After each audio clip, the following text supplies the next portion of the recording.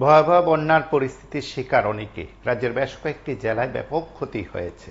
দীর্ঘদিন ধরে আমরা সেই তথ্যগুলো, সেই বিষয়গুলো আপনাদের কাছে তুলে ধরি। যে দৃশ্য আপনারা দেখছেন সেটা সোনামুড়া মহকুমার দুর্গাপুর এলাকায়। সেখানে বসতবাড়ি ভেঙে যাচ্ছে, এখনো আতঙ্ক কাটছে না। কারণ বন্যা শেষ হলেও আতঙ্ক রয়েছে সেই নদী পাড়ের মানুষজনদের মধ্যে। কারণ তীব্র আতঙ্কে আছেন তারা, কখন কি হতে পারে, ভয়াবহ বিপদ হতে পারে। তলিয়ে যাচ্ছে বাড়িঘর। এই দাবি এলাকাবাসী এবং বন্যার পরিস্থিতিতে, তারা ভয়াবহ বন্যার পরিস্থিতিতে তারা ব্যাপক ক্ষতির সম্মুখীন হয়েছে। নদী পার বেঁধে দেওয়া, বোল্ডার দেওয়া ইত্যাদির দাবি দীর্ঘদিনের ছিল।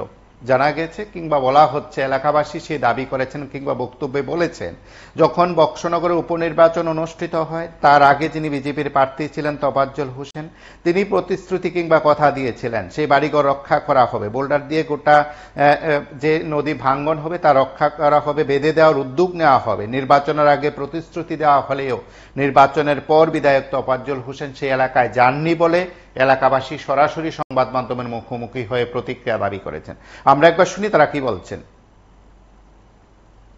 চর যেটা আলী আশরাফ প্রধান, প্রাক্তন প্রধান ছিলেন, ওনার চর থেকে শুরু করে আমাদের বাইতুল সালাওয়াত যে জামে মসজিদে পুরো বাঁধ এর উপরে যে বাড়িগুলো রয়েছে, নদীর ভাঙন রোধ করার জন্য যদি বোল্টার দিয়ে বা তার কাটা দিয়ে সেরকম ভাবে করা হয় অত্যাধুনিক পদ্ধতিতে, তাহলে এই বাঁধটা রক্ষা হবে এবং আমার গ্রামটাও রক্ষা হবে, সোনামুড়া সাব ডিভিশনটাও রক্ষা হবে।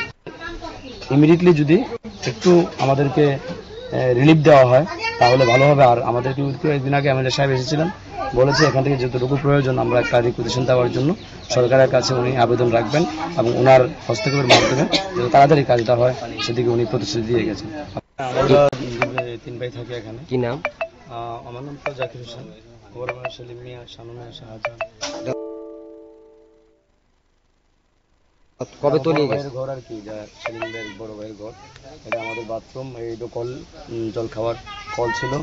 এবং নদীর যখন জল বেশি ছিল, বন্যা প্রভাবিত হয়েছিলাম, আমরা তখন শিবিরে সবাই চলে গিয়েছিলাম। এখন নদীর জল আস্তে আস্তে নিচে নামছে, তো আমরা বাড়ি ঘরে আসলাম সবাই। এখন জল নামার সময় যে ভাঙনটা যেটা আমরা আশঙ্কা করেছিলাম সেটাই হয়েছে। মাটির জলস্তর নিচে চলে যাওয়ার পরে মাটিগুলো সরে গিয়ে এই প্রায় 20 থেকে 30 হাত নিচে ছিল। গতকালকেও যখন একটু ফাটল দেখা দিয়েছিল, ওখানে গাছ ছিল, সবাই গাছ টাছটা কাটা হলো। তার কিছুক্ষণ 2-3 মিনিটের মধ্যে এখানে চট করে জলটা আসলো। এসে কালকে আমাদের দুর্গাপুরের এবং সোনামুড়া সাবডিভিশনের সমস্ত যুবক ভাইয়েরা, বিভিন্ন সংগঠনের তারা এসে বস্তা টস্তা দিয়ে কোনো রকম সেটাকে ভাঙানোর চেষ্টা করেছে। কিন্তু তারপরেও যতটুকু হয়েছে, কিছুটা হয়েছে, কিন্তু ভোর রাত্রে আবার যখন বৃষ্টিটা হলো তখন এই জায়গাটা আবার ভেঙে আপনারা দেখতে পাচ্ছেন চলে গেছে। এখন বড় ঘরটাও চলে যাওয়ার সম্ভাবনা রয়েছে। তো আমরা সরকারের কাছে আবেদন রাখবো, কথা হচ্ছে প্রশাসনিক লেভেল বা হতে, আবেদন রাখবো যুদ্ধকালীন পরিস্থিতিতে যতটুকু করা সম্ভব, যতটুকু সম্ভব করা যায়, আপাতত যাতে বাড়ি ঘরগুলোকে রক্ষা করা হয়। তা না হলে এখানে যে 35 পরিবার আমরা রয়েছি, আমরা এফেক্টেড।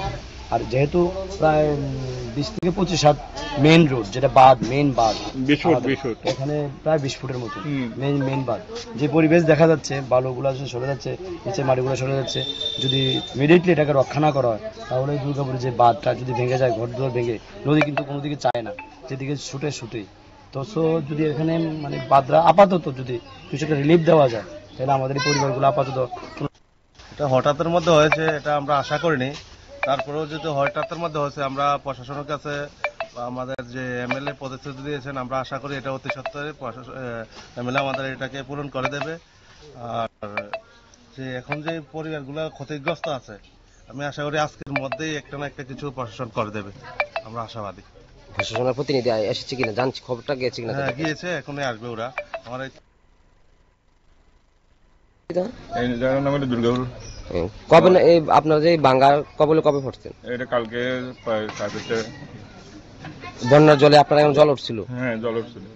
জল মানে বিডের উপরে সাইডে 5 ফুটের মতো হয়ে গেছে। এখন শিবির থেকে বাড়িতে আইছে? হ্যাঁ, বাড়িতে। তাই মানে নতুন আতঙ্কে বাঙ্গা? হ্যাঁ, নতুন অবস্থায় এটা বাঙ্গাটা জলটা কমতে আছে, বাংতে আছে।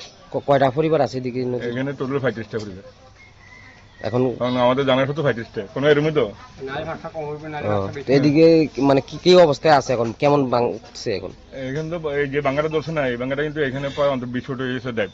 তো এই ডাইভটা কিন্তু আমাদের মানে পুরো এলাকার সমস্যা হয়ে গেছে। এই ডাইভটা যদি ইদানিং ইমার্জেন্সি বন্ধ না করা হয় তাহলে সমস্যা হয়ে যাবে আমাদের লিগে।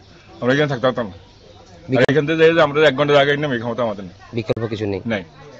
এখানে বোল্ডার বয়স তুমি আগে, বয়স হলে 95-96 সালে, তারপরে আর বয়স না তারপর দিয়ে আরো ইয়ে হয়নি। কি চাইবেন সরকারের কাছে? মানে আমাদের ইমার্জেন্সি বোল্টার দিয়া এবং ফেলিন দিয়ে এই জায়গাটা রক্ষা করার জন্য আমাদের মেন দাবি।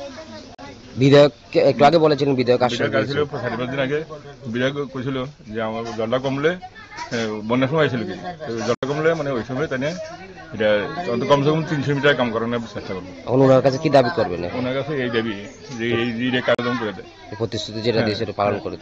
ওইখানে মানে আমরা মিশিংটা কাছের থেকে আরম্ভ করিয়া টোটালি রফিকের বাড়ি, রফিকের মিশিং এটাই আমরা দাবি। মেন দাবি হলো আমাদের এই পাড়া প্রতিবেশী সবার এই দাবি। এটা যদি এখানে ভাঙে কেমন পরিবার মানে ক্ষতিগ্রস্ত হইবে? হয়তো ফাজিল পরিবার মানে যদি নদীর ফাটটা ভাঙে তাইলে অন্তত কম করে মানে আমাদের দুর্গম গ্রামটা শেষ। দুর্গাপুর জিপি 4 নম্বর ওয়ার্ড টাইটানিক ক্লাব সংলগ্ন। এখানে যে নদী ভাঙার যে সমস্যাটা কবে থেকে এটা বাকি হয়েছিল? এটা যখন আমরা ছোট ছিলাম, মনে হয় আজকে থেকে এটা প্রায় 30-40 বছর 50 বছর আগের থেকে ঘটনাটা। কিন্তু এখানে দেখা গেছে এরপরে এমআই দপ্তর থেকে কিছু বোল্ডার, তারপরে সাইড ওয়াল সাইডে বোল্ডার দেওয়াতে কিছুটা রক্ষা হয়েছে। তো এখনকার বর্তমানে যে এইবারকার 2024-এর যে বন্যা দেখা গেছে যে এই বোল্ডারে কোনো কাজ হবে না। এখন অতি সত্বর যদি গভর্নমেন্ট কোনো মানে টেকনোলজির মাধ্যমে যদি কোনো আধুনিকভাবে কোনো মানে রিটার্নিং ওয়াল বাবদ বা যেভাবে যদি মানে যেভাবে প্রোটেক্ট করা যায়, এইভাবে যদি না করে তাহলে এই গাছসভাটা, বিশেষ করে দুর্গাপুর পুরো গাছসভাটাই ভেনিশ হয়ে যাবে। কেন এটা মূল সূত্রে, গোমতীর যে মূল সূত্রে কিন্তু এটা। আর এখন এমন অবস্থা, এখন প্রাথমিকভাবে কতটা বাড়ি ক্ষতিগ্রস্ত? এখন এখানে আমাদের এখানে নদীর পাড়ে আছে প্রায় মনে করেন আমাদের 35-40 পরিবার। তারপরে পুরো গাঁওসভা তো এমনি আছে। তো এখানে আমরা এখন ইমার্জেন্সি আমাদের এখন 40-50 পরিবারের এখন তলিয়ে যাচ্ছে। হ্যাঁ, তলিয়ে যাচ্ছে। গতকাল যে বাড়িটা তুললো ওনার নাম, বাড়ির নাম এটা বাড়ি এমনি আমরা মনু ড্রাইভার করতে এখানে ওই অ্যাডভোকেট জাকির তাই করছে, মনু ড্রাইভার ছিল তাদের বাড়িটা এখানে মূলত এখানে এখন পয়েন্টলি তার বাড়িটা হয়েছে। এবং আশেপাশে দিকেও সম্ভাবনা আছে। এই যে 2-4টি এরশাদ খলিফা, হ্যাঁ এরশাদ মিয়া, তারপরে কাজী মনির ইসলাম, তাদের বাড়িগুলো এখন এই ভাঙ্গার কারণে এটা মানে এই মুহূর্তে এখন মানে এটা আজকে যদি বাড়ি বর্ষা হয় তাহলে এটা মানে তলিয়ে যাওয়ার সম্ভাবনা খুবই বেশি। কি চাইতেছেন আপনারা? কিভাবে আমরা এখন গভর্নমেন্টের দৃষ্টি আকর্ষণ করছি, এখন আমাদের যাতে যেভাবে হোক মানুষ তো রক্ষা করতে হবে, মানুষের বাড়ি ঘর দুয়ার, মানুষ সহায় সম্পত্তি তো রক্ষা করতে হবে। কীভাবে হচ্ছে আমাদের সরকারি আধিকারিক এবং মাননীয় রাজ্যের মুখ্যমন্ত্রী মহোদয়ের দৃষ্টি আকর্ষণ করে বলছি, আমাদের আপনারা একটু দেখে বা সরজমিনে ও আধিকারিকদের নিয়ে এগুলো পরিদর্শন করে যাতে আমাদের রক্ষা করা যায়, গভর্নমেন্টের যেভাবে হোক আমাদের যাতে। আপনারা শুনলেন সেখানকার মানুষের কি আর্জি, মানুষের কি প্রতিক্রিয়া। সেদিক থেকে নদী ভাঙ্গন রোধে প্রশাসন সরকার কি উদ্যোগ গ্রহণ করবে, দুর্গাপুরের মানুষদের বাঁচাতে কি উদ্যোগ নেবেন জনপ্রতিনিধিরা, সেই বিষয়গুলো অবশ্যই সময় বলবে। তার আগে আমরা অবশ্যই বলছি রাজ্যের একাধিক জায়গায় সাম্প্রতিককালের ভয়াবহ বন্যা পরিস্থিতিতে ব্যাপক ক্ষতি হয়েছে। এখনো মানুষ সেইভাবে সেরে উঠতে পারেন না, আতঙ্ক এখনো কাটেনি। সর্বোপরি প্রশাসন সরকার যেভাবে মহাকরণে বসে ঘোষণা দিচ্ছেন, প্রতিশ্রুতির কথা বলছেন, সরকার প্রতিনিধিরা যে সব কথা বলছেন, বাস্তবের ক্ষেত্রে তা অনেকটাই বলা যেতে পারে অমিল বেমিল বলে কেউ কেউ দাবি করেন। এবং সেদিক থেকে কারোর বক্তব্য যে সরকার তাদের পাশে দাঁড়াক, সরকার তাদেরকে আর্থিক সহায়তা করুক, তাদের বিপদ কাটানোর জন্য, আবার নতুনভাবে জনজীবন সুন্দরভাবে শুরু করার জন্য সরকারকে তাদের পাশে থাকতে হবে। সেদিক থেকে সরকার পাশে থাকবে বলে আমরা আশাবাদী। আপনারা দেখতে থাকুন PB24 এবং অবশ্যই রাজ্যে নানা জায়গার খবরাখবর থাকবে আমাদের এই মাধ্যমে। আমাদের মাধ্যমটি আরো বেশি বেশি করে শেয়ার করবেন, আরো বেশি বেশি করে মানুষের কাছে পৌঁছে দেবেন।